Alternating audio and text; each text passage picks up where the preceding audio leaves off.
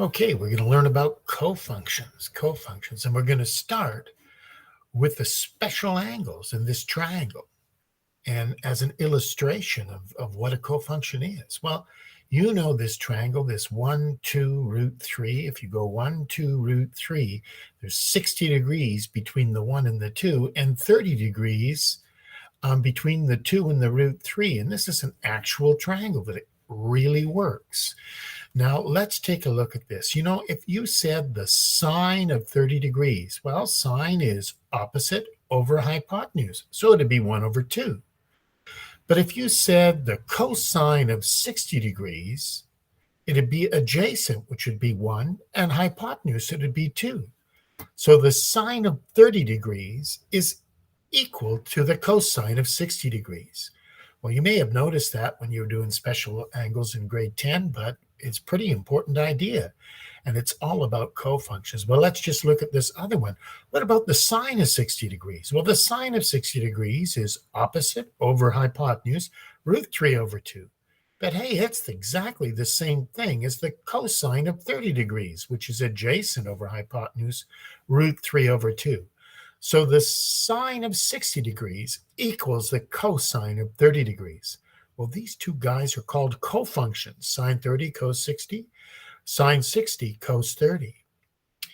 Well, I want you to take a look at this triangle here. You know, when we were just looking at a general sort of idea of trigonometry, when we went around the circle, if we had a triangle, a right-angled triangle, this could be x. That's the adjacent side for this angle alpha here. This side here is the y value here. Well, the y value, it's the opposite. And this was the hypotenuse, the radius of that circle that went around there like that. Well, if this angle is alpha, we know from grade 7 or 8, to find this angle up here, we just have to go 90 minus alpha, because these angles must add up to 180 in the triangle. The minus alpha and the alpha add together to make nothing, and 90 plus 90 makes 180. Anyways, that's alpha. That's 90 minus alpha. Well, here is the 90 minus equations for cofunctions.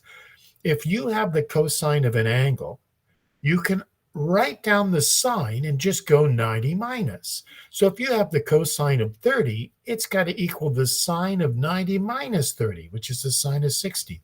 So as long as these two things add up to 90 degrees, they're complementary, you can write them just like this. The cosine of an angle is the sine of 90 minus that same angle. And it works for sine too. And you can see it. You should look over here. The sine of 90 minus the angle is opposite over hypotenuse. The sine of 90 minus alpha is x over r, but that's the cosine of alpha x over r. They're the same thing. And the sine of alpha would be y over r. Well, that equals the same thing as the cosine of 90 minus alpha, y over r. So these formulas just work. And you could practice. You know, if you have the cosine of 20, you could rub it out and put the sine of 70. You have the cosine of 10, you could rub it out and put the sine of 80, as long as they add up to 90 degrees. Okay, now there's a general kind of thing. There's another way of looking at it a little bit more theoretically, but I think it's really good to understand. If you've got a triangle here, you've gone x along and y up. Okay, there's the triangle right there, and there's theta. Well, what if we switched x and y?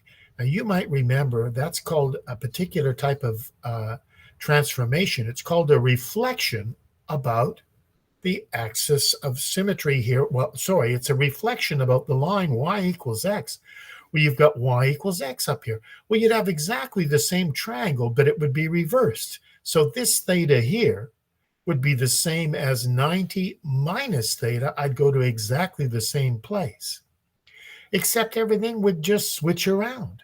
Instead of cosine being x over r, that would become the sine of 90 minus theta. Well, there it is. It works in this triangle. And the sine of theta, which is normally y over the radius, well, that would become the cosine of this 90 minus theta. Well, just look at this thing really closely. We end up with exactly the same formulas that we got over here.